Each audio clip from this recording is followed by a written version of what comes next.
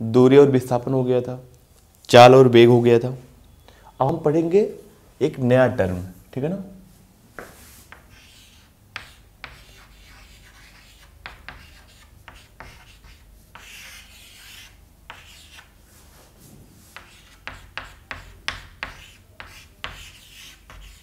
ठीक है ना। अब हम पढ़ेंगे त्वरण क्या होता है।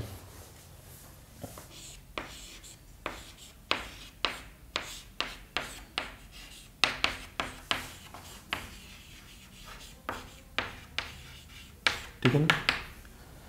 तो त्वरण का जो परिभाषा है हम ऐसे लिखते हैं, वेग परिवर्तन की समय दर को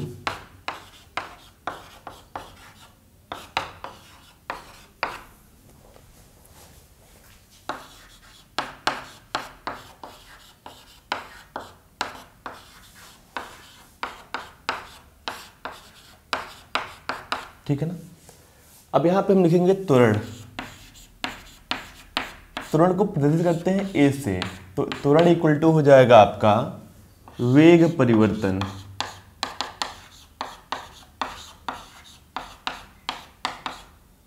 अपान समय, जो भी समय लगा आपका। ठीक है ना। अब यहां से बात करते हैं, ये तो हमारा फार्मूला हो गया, त्वरण इक्वल टू वेग परिवर्तन अपान समय। ठीक है। इसके बाद आते हैं एसआई मात्रक क्या होता है इसका। ठीक है। अब बताइए वेग परिवर्तन, ठीक है ना, यानी वेग का एसआई मात्रक क्या है आपका, मीटर पर सेकंड। फिर समय का क्या है, पर सेकंड, तो यहां से आ जाएगा मीटर पर सेकंड स्क्वायर। ठीक है ना। उसके बाद त्वरण आपका क्या है, त्वरण एक सदिश राशि है।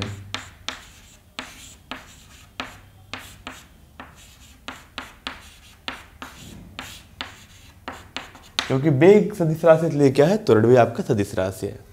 अब क्या है, अगर ये सदिश राशि है, ये धनात्मक भी हो सकता है, ऋणात्मक भी हो सकता है और शून्य भी हो सकता है।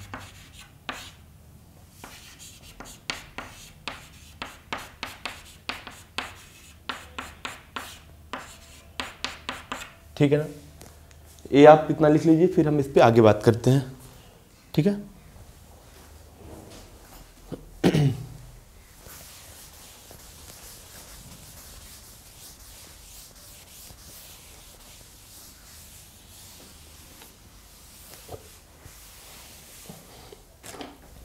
जैसे कि त्वरण हो गया आपका वेग परिवर्तन की समय दर को तो क्या बोलते हैं, त्वरण बोलते हैं। अब इसके बाद अगर मैं बात करूं एक समान गति,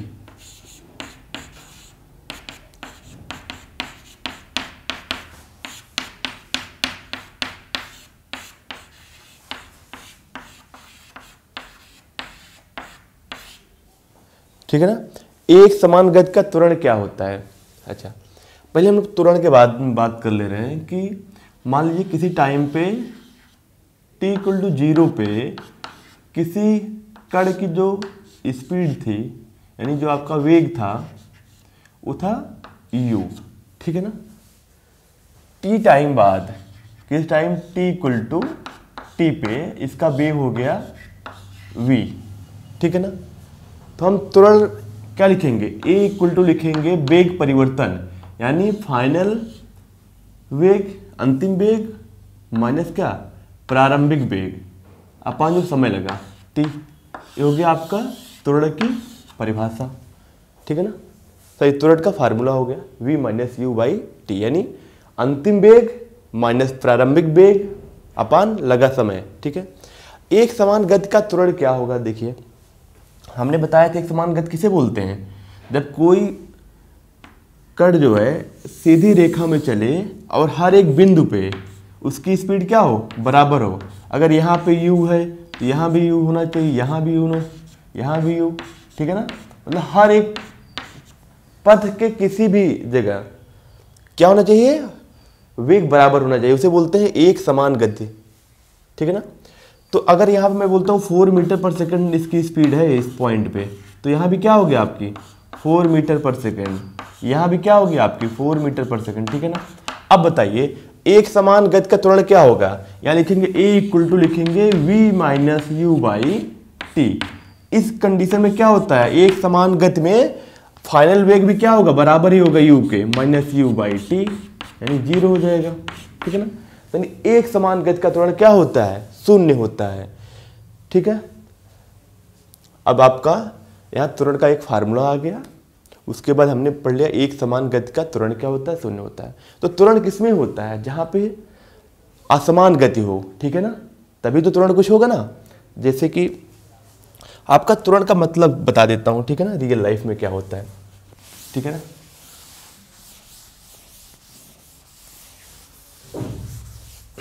यहाँ पे कुछ चीजें लिख देता हूँ। त्वरण धनात्मक तब होता है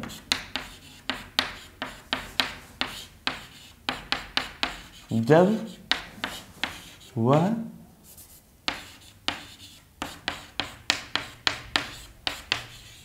गति की दिशा में हो,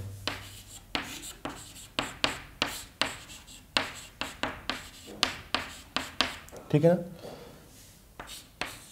अब ये बताइए आप अपनी बाइक से जा रहे हैं, ठीक है ना। बाइक में देखिए इस साइड होता है क्लच, इस साइड होता है एक्सीलेटर, ठीक है ना।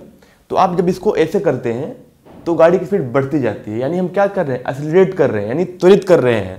क्योंकि त्वरण हम लोग हिंदी में लिखते हैं, इंग्लिश में क्या लिखते हैं, ठीक है ना। पर हम लोग हिंदी में बोलते हैं इसको कि एक्सीलेटर है, ठीक है, सॉरी इंग्लिश में बोलते हैं। तो करते क्या है कि जब हम एक्सीलेटर को बढ़ाते हैं, यानी हम क्या कर रहे हैं, त्वरण को बढ़ा रहे हैं, और हमारी गाड़ी क्या होती है, बहुत स्पीड में निकलने शुरू होती है, स्पीड बढ़ती जाती है। अच्छा, त्वरण निगेटिव कब होता है, त्वरण ऋणात्मक तब होता है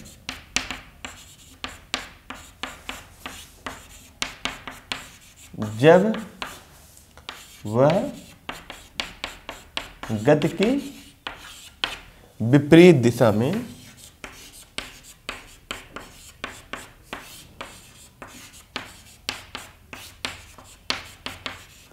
ठीक है ना।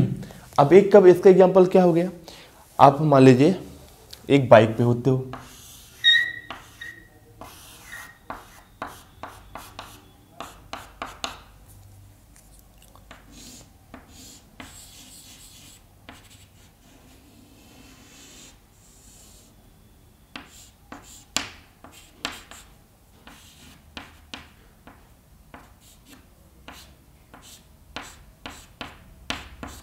ठीक है। अभी इस टाइम इसकी इस वेग कितना है, 4 मीटर पर सेकंड, ठीक है ना। हमने एक्सीलरेटर दिया, ठीक है ना। अब क्या हो गया, यहाँ पे स्पीड क्या हो जाएगी, बढ़ती जाएगी। मान लीजिए कुछ टाइम बाद क्या हो गई,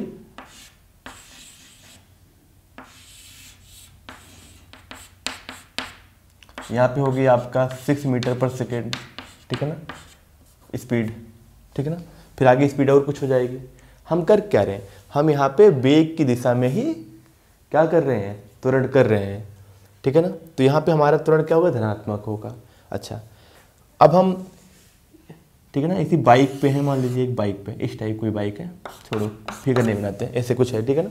ये कितने जा रहा है, ये 2 मीटर पर सेकंड से जा रहा है, ठीक है ना। हम क्या करें, ब्रेक दबा दें, तो ब्रेक का मतलब होता है कि विपरीत दिशा में त्वरण। तो कुछ टाइम बाद क्या होगा, यहाँ पे स्पीड 1 मीटर पर सेकंड हो जाएगी, फिर क्या हो जाएगा, 0 हो जाएगा। यानी जब हम ब्रेक लगाते हैं तो यानी हम क्या कर रहे हैं, हम जो है वेग के विपरीत दिशा में त्वरण लगा रहे हैं। वेग के, अगर वेग इधर है, हम जब ब्रेक लगाएंगे तो क्या होगा, हमारा त्वरण अपोजिट डायरेक्शन में लगेगा। तो हम इस कंडीशन में क्या लेंगे, त्वरण को निगेटिव लेंगे, यानी ऋणात्मक लेंगे। जब हम वेग की दिशा में ही हम त्वरण करेंगे, तो यानी एक्सीलरेट करेंगे, तो क्या होगा, हमारा त्वरण क्या होगा, धनात्मक होगा। ठीक है, बहुत सिंपल केस है। हमने दोनों की एग्जाम्पल बता दिया। त्वरण कब होता है, धनात्मक कब होगा, जब हम किसी बाइक को एक्सीलरेट करेंगे यानी उसकी स्पीड बढ़ती जाएगी, और जब हम ब्रेक दबाएंगे यानी उसकी स्पीड क्या होगी, घटेगी। इस कंडीशन में क्या होगा, त्वरण जो है पीछे की डायरेक्शन में होगा, यानी जो है वेग के अपोजिट डायरेक्शन में। उस कंडीशन में होगा क्या, उसकी स्पीड घटेगी, यानी उसका वेग क्या होगा, घटेगा। ठीक है ना। तो यहाँ पे दो एग्जाम्पल हो गए हमारे, वेग और धनात्मक त्वरण और ऋणात्मक त्वरण का। इसके बाद आता है हमारा, इस पे कुछ क्वेश्चंस करते हैं। ठीक है ना। तो जैसे कि दो टाइप के त्वरण भी होते हैं, एक होता है समान त्वरण, एक होता है असमान त्वरण। समान त्वरण, दूसरा क्या होता है, असमान त्वरण। ठीक है ना। इन दोनों को समझने के लिए हम एक एक एग्जाम्पल अभी बता दे रहे हैं ऐसे ही, उसके बाद हम इसको बाद में भी समझेंगे। ठीक है ना। अब यहाँ पे समझिए, समान त्वरण तब होगा जैसे कि क्या हो, 2 मीटर पर सेकंड स्क्वायर जो है त्वरण लग रहा हो, और इसकी वैल्यू क्या हो, हमेशा बड़ा इतना ही हो, हर एक समय पे उतना ही हो। यानी आप एक्सीलरेटर को बस फिक्स कर दो, उसको बढ़ाओ मत, बस ये जगह रोक दो। ठीक है ना।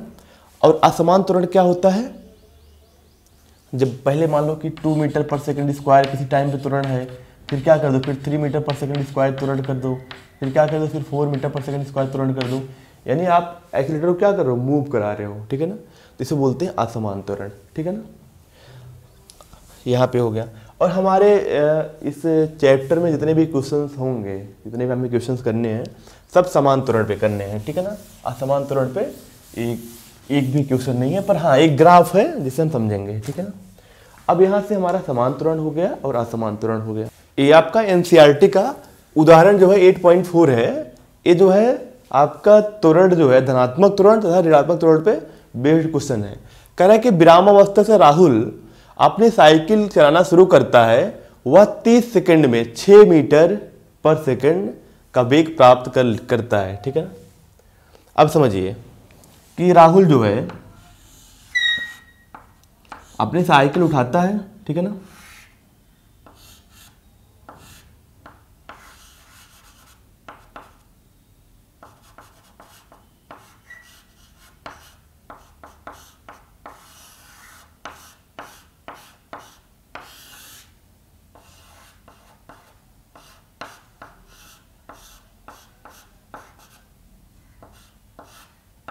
ठीक है ना।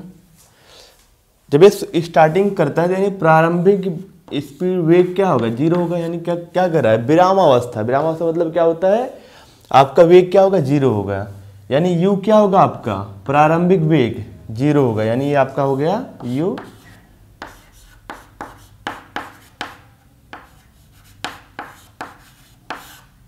प्रारंभिक वेग।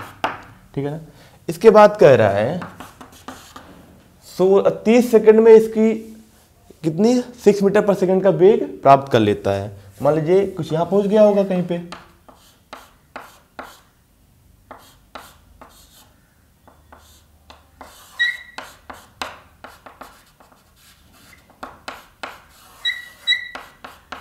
यहां पे v यानी अंतिम वेग क्या हो जाएगा, 6 मीटर पर सेकंड, यानी अंतिम वेग।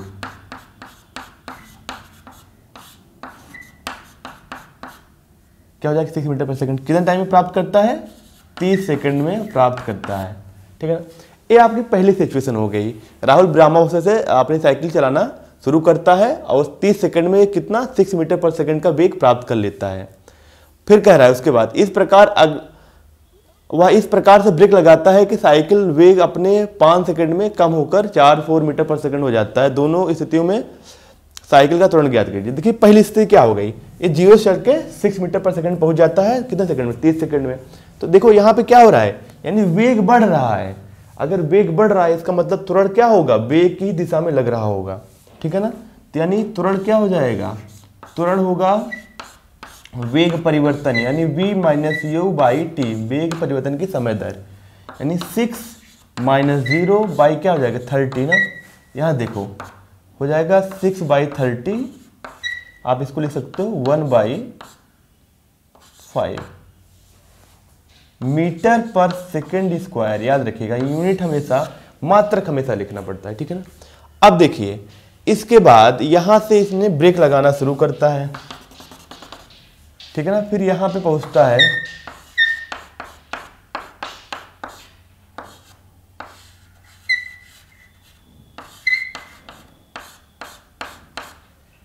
ठीक है। यहां पे इसकी कितनी हो जाती है 4 मीटर पर सेकंड हो जाती है वेग, कितने समय में आपका 5 सेकंड में, ठीक है ना। अब देखो हम इस कंडीशन को लिए थे तो ए आपका प्रारंभिक था, ए अंतिम था, लेकिन जब इन दोनों को लेंगे ना तो ए क्या हो जाएगा, ए आपका अंतिम हो जाएगा, अंतिम वेग। ए क्या हो जाएगा उस कंडीशन में, उस कंडीशन में हो जाएगा आपका ये u यानी प्रारंभिक वेग। समझिए जब हमने पहली सिचुएशन ली थी यहां से यहां की, तो हम लोग क्या मानेंगे, इसको प्रारंभिक इसको अंतिम। जब हम इन दोनों को लेंगे तो क्या बोलेंगे, तो प्रारंभिक बोलेंगे, इसको क्या बोलेंगे, अंतिम बोलेंगे, क्योंकि हम यहां से यहां तक ही बस इसको समझ रहे हैं। हो क्या रहा है 6 मीटर पर सेकंड से कितना हो जा रहा है 4 मीटर पर सेकंड, कितना सेकंड में 5 सेकंड में। कह रहे त्वरण क्या होगा, चलिए त्वरण क्या होगा मान लेते हैं, ए इक्वल टू हो जाएगा आपका v minus you by T. देखो ए इक्वल टू क्या होगा, यहाँ पे v कितना है, फाइनल प्रारंभ अंतिम वेग क्या होगा 4 होगा, माइनस प्रारंभिक वेग कितना है आपका 6 है, समय कितना लगा 5, तो यानी क्या से हो गया ए इक्वल टू हो गया -2/5 मीटर पर सेकेंड स्क्वायर। इसका मतलब क्या है, इस सिचुएशन में जब वो ब्रेक मारता है तो क्या होगा आपका, यहाँ पे तुरंत ऋणात्मक होगा। देखो हमारा आया भी -2/5, तो जब तुरंत ऋणात्मक होगा तो क्या होगा, उसका वेग घटेगा। जब तुरंत धनात्मक होगा तो क्या होगा, वेग बढ़ेगा। यहाँ पे देखो यहाँ पे वेग बढ़ रहा है, यानी तुरंत क्या है धनात्मक है, हमारा आया भी है कितना 1/5 मीटर पर सेकंड स्क्वायर। यहाँ पे देखो यहाँ से लेके यहाँ तक वेग क्या हुआ हमारा घटा, 6 से क्या हो गया 4 हो गया, यानी क्या हुआ तुरंत ऋणात्मक हुआ। जब तुरंत वेग की दिशा में होगा तो तुरंत क्या होगा धनात्मक होगा, उस कंडीशन में जो है वेग बढ़ेगा।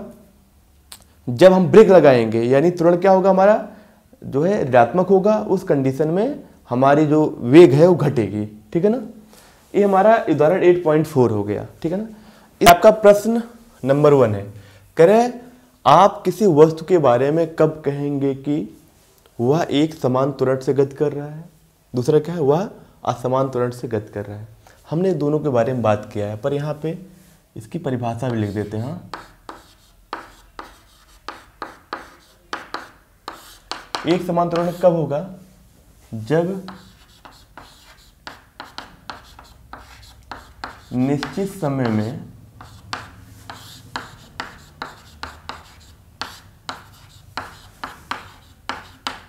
वेग परिवर्तन की दर समान है, ठीक है ना। जैसे कि मैं बोलता हूं अगर एक समान त्वरण है, अगर मान लीजिए कि 2 मीटर पर सेकेंड स्क्वायर एक त्वरण है, ठीक है ना। एक हमारे पास एक गाड़ी है, ठीक है ना।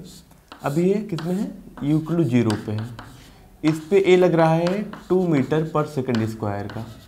इसका मतलब है कि अगर त्वरण लग रहा है इसके डायरेक्शन में, इसका मतलब है कि पर सेकेंड कितना इसकी स्पीड बढ़ाएगा, 2 मीटर पर सेकेंड स्क्वायर स्पीड बढ़ाएगा। तो 1 सेकेंड बाद क्या हो जाएगा, 1 सेकेंड बाद इसकी स्पीड हो जाएगी 2 मीटर पर सेकेंड। फिर अगले सेकेंड बाद क्या हो जाएगी 2 सेकेंड पे स्पीड कितनी बढ़ जाएगी, यानी वेग क्या हो जाएगा 2 और बढ़ जाएगा, कितना हो जाएगा 4 मीटर पर सेकेंड। फिर t = 3 सेकेंड पे क्या हो जाएगा, यहाँ पे हो जाएगा 6 मीटर पर सेकेंड। त्वरण का मतलब ही होता है जितना त्वरण है ना उतना पर सेकेंड उतनी स्पीड बढ़ाएगा। अगर विपरीत दिशा में त्वरण है तो उतनी पर सेकेंड क्या करेगा घटाएगा, ठीक है ना। देखो यहाँ पे समान त्वरण हो गया, देखो यहाँ पे क्या हो गया 1 सेकंड में स्पीड कितनी बढ़ी 2 हो गई, अगले सेकंड में कितनी होगी 2 और बढ़ गई, अगले सेकंड में कितना हो गया 2 और बढ़ गई। तो क्या हुआ, जब निश्चित समय में वेग परिवर्तन की दर समान हो उसे क्या बोलेंगे, एक समान त्वरण।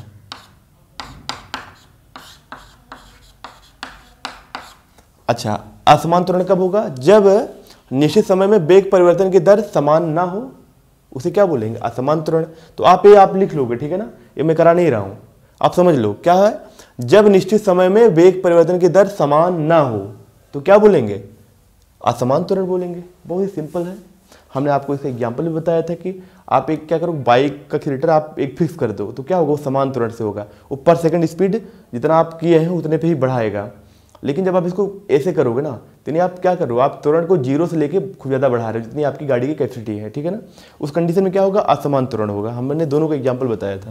यहाँ पे देखते हैं, यहाँ पे कह रहा है एक बस का गति 5 सेकंड में 80 किलोमीटर पर आवर से घटकर 60 किलोमीटर पर आवर हो जाती है। बस का त्वरण ज्ञात कीजिए। अच्छा, अभी क्या है बस की स्पीड,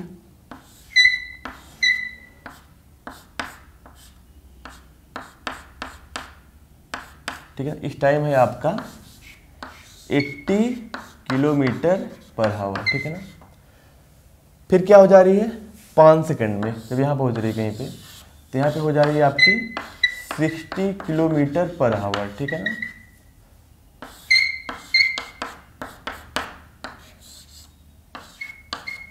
ठीक है, ऐसे समझते हैं, ठीक है। कितने सेकंड में, इक्वल टू 5 सेकंड में। देखो यहाँ पे जो आपकी वेलोसिटी है किसमें है, किलोमीटर पर आवर में है, वहाँ भी किलोमीटर पर आवर में है, पर जो आपका समय दिया है यहाँ पे कितना दिया है, सेकंड में दिया है। हम क्या करेंगे, इसको पहले चेंज करेंगे। 80 हमने कहा किलोमीटर पर आवर को मीटर पर सेकंड में चेंज करने के लिए क्या करते हैं, 1 kilometre per hour equal to होता है 5/18 मीटर पर सेकेंड, ठीक है ना। यहाँ से क्या करेंगे, 5/18 मीटर पर सेकंड आ गया, तो यानी यहाँ से क्या आ गया, यहाँ से हो जाएगा आपका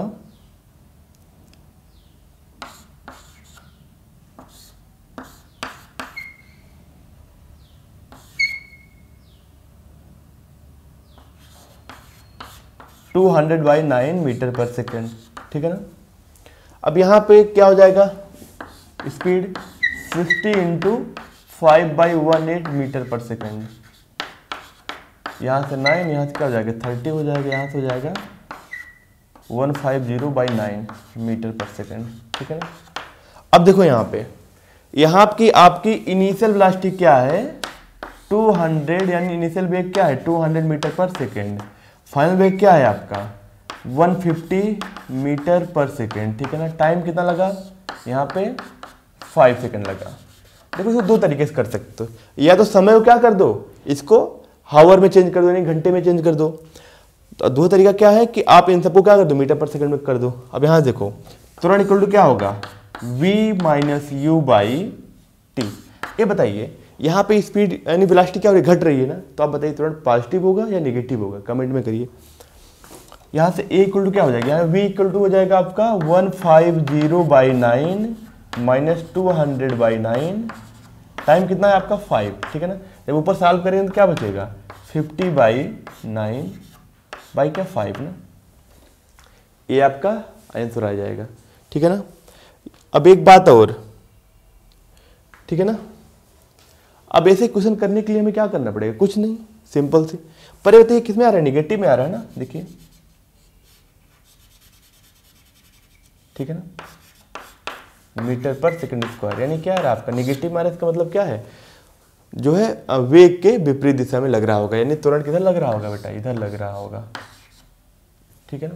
कितने अमाउंट से, -50/9/5, ठीक है ना। इसको आप सॉल्व कर सकते हो। ये आप देखिए, ये आपका प्रश्न नंबर क्या है 3 है।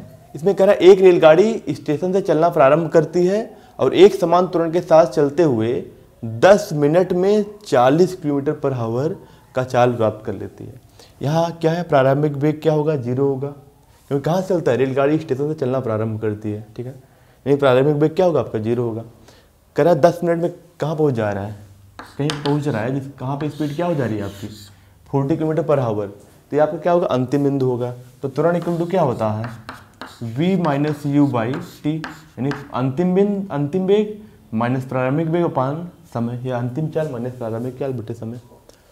तो a इक्वल टू क्या हो जाएगा आपका, अंतिम वेग कितना है 40 किलोमीटर पर आवर माइनस 0 अपान टाइम क्या है 10 मिनट है ना 10 मिनट।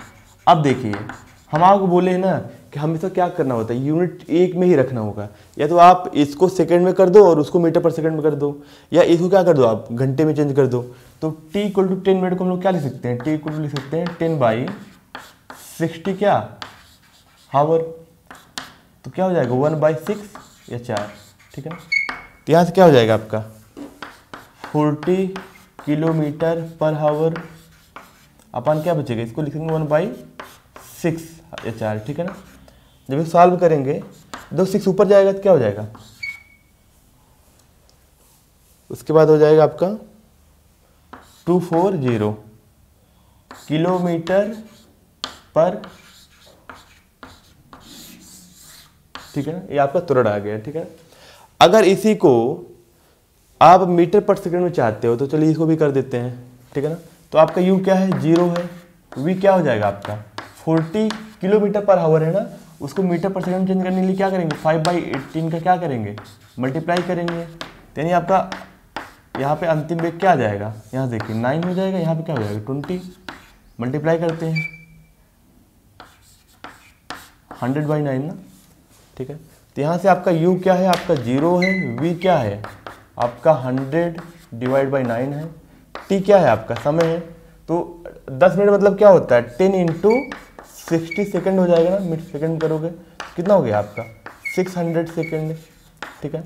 अब यहाँ से निकालते हैं तुरंत a इक्वल टू क्या होगा v minus u by T, तो v क्या है आपका 100/9, u क्या है 0 अपन क्या हो जाएगा आपका 600, इसको जब सॉल्व करेंगे तो हो जाएगा 100/9 इंटू 600, तो क्या हो जाएगा 1/36 मीटर पर सेकेंड स्क्वायर। बहुत ही आसान क्वेश्चन है, ठीक है ना। हमें क्या करना होता है, हमको यूनिट को एक ही में रखना होता है, या तो आप MKS में रखो या CGS में रखो या जिसमें है आप सबको उसी में कन्वर्ट कर दो।